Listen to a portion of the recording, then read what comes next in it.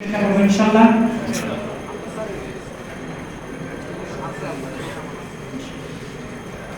আমরা চ্যালেঞ্জের মুখে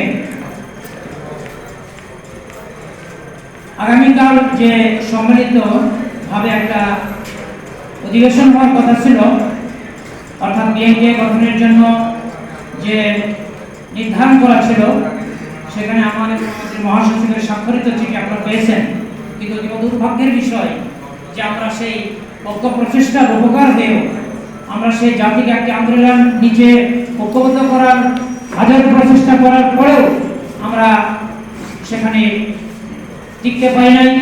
বাধ্য হয়ে সেটাকে প্রত্যাখ্যান করে বিকল্প এই প্ল্যাটফর্ম করার জন্য আমরা বাধ্য হয়েছি।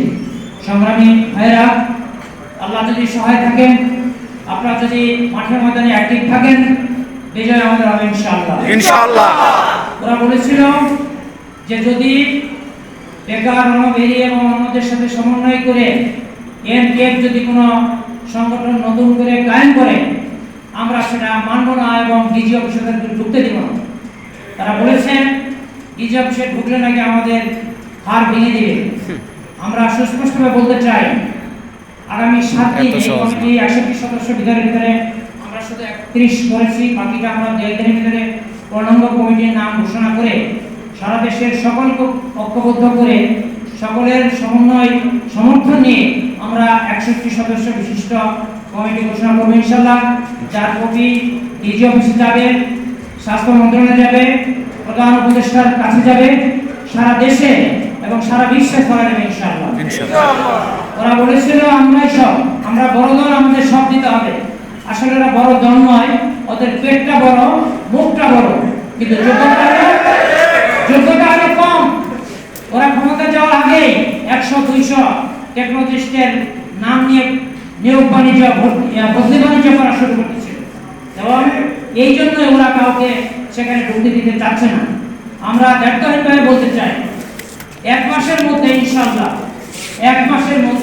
আমরা কমিটির কার্যক্রম শুরু করে দিয়ে ডিজি অফিসে যারা ওরা কোনো বদলি বাণিজ্য করতে না পারে, ডিজি এবং স্বরাষ্ট্র মন্ত্রণালয়, স্বাস্থ্য মন্ত্রণালয়ের সাথে যোগাযোগ করবো যে অবৈধ অনুপ্রবেশকারী হিসেবে যারা ওখানে ঢুকে, যারা ভাই প্রশাসনকে চাপ দিয়ে যারা বদলি বাণিজ্য করতে চায়, আমরা তাদের ওখান থেকে বিতাড়িত করবো ইনশাআল্লাহ।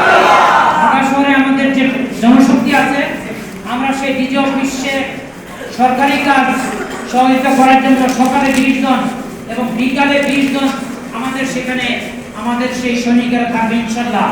এখানে যাতে কোনো প্রকার অবৈধ অনুপ্রবেশকারী এবং যারা বড় দলের অনুসারী তারা যেন অবৈধ কাজকর্ম করতে না পারে, সেটা আমাদের যৌক্তিক দাবি সরকারের কাছে উপস্থাপন করে বাস্তবায়ন করার জন্য ইনশাআল্লাহ চেষ্টা করব এবং 2-3 মাসের মধ্যে আমরা ঢাকাতে ইনশাআল্লাহ 4-5 হাজার টেকনোলজিদের সমন্বয়ে আমাদের একটা মহাসম্মেলন করবো ইনশাআল্লাহ।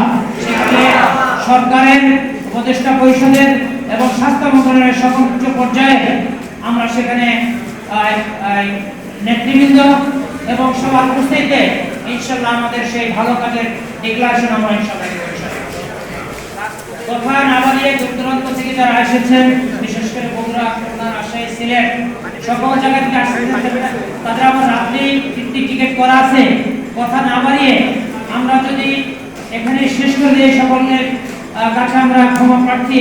অনুষ্ঠান পরিচালনা করতে গিয়ে হয়তো অনেক সমস্যা হয়েছে, ভুল হয়েছে, সব কেন্দ্রীয় সংসদের পক্ষ থেকে আমরা ক্ষমা প্রার্থী।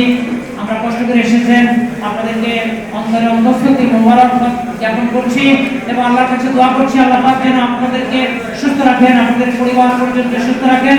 আমিন।